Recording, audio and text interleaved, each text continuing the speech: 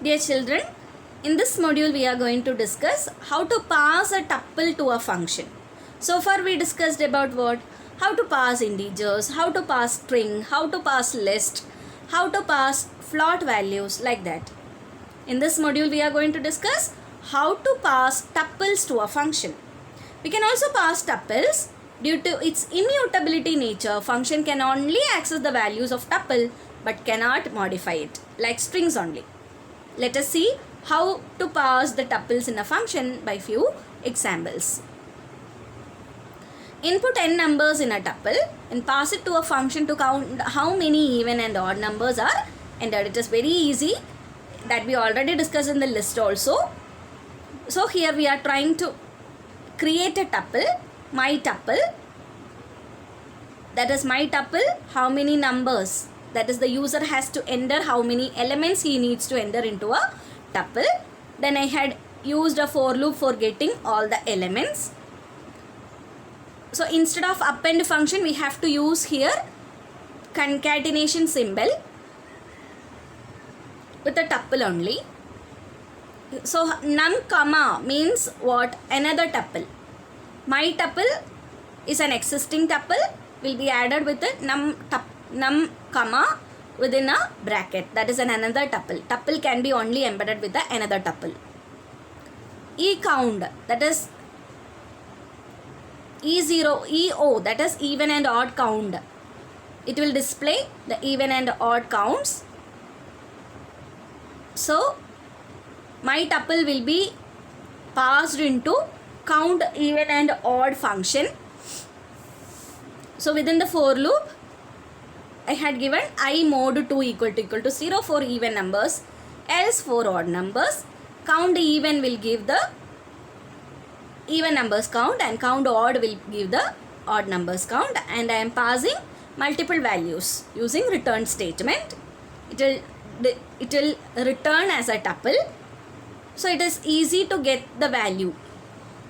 EO count, it will be a tuple only. So EO count of 0 will be count of even and EO count of 1 will be count of odd. So my dear children, look at the output, how it happens. First it will get the values for a tuple. 6 elements, 10, 21, 43, 20, 17 and 19 are the given numbers. That will be passed into the function. So we are getting the count of even as 2 and odd as 4. So my dear children, once again I am repeating, tuple values cannot be modified with the functions. So if you are passing a tuple, that can be converted into list, or we can use another tuple to make the modification and we can embed. So here I had included a program to create a login program with the help of passing tuple to a function. So username and password are the given strings. Username is a tuple, admin, system and guest.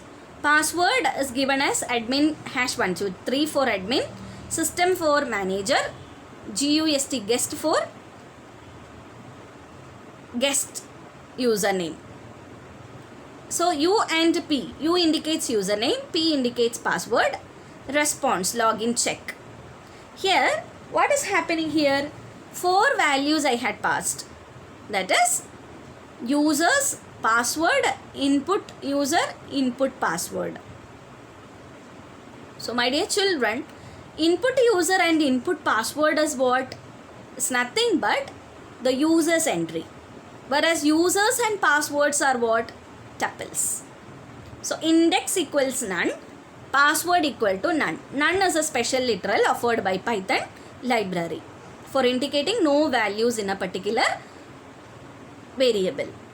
If input user in users, so it will display login successful. Then again it will check password index and index equal users dot index of input user. What will be the index? And what will be the password index? If it is not in the users list, it won't check the password. So my dear children, this is a small program for login how to check the login values with the given user's name and password. So the output will be, for the first output, if you are giving the user's name as admin and password as 123, that is admin hash 123, the login will be successful. And admin and password, what will be happens? Invalid password, because for admin it is not the index, it is not given the index as 0, that is first index is given, that is why it is given as invalid password enter. Then similarly username and password, login successful, and last one, enter username, that is Amit. Amit is not in the list of tuple, so it will display invalid username.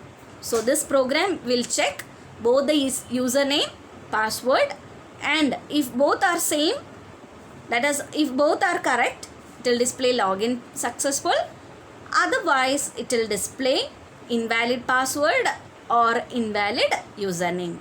I think you are all clear about how to check username and password using Python programming. Thank you.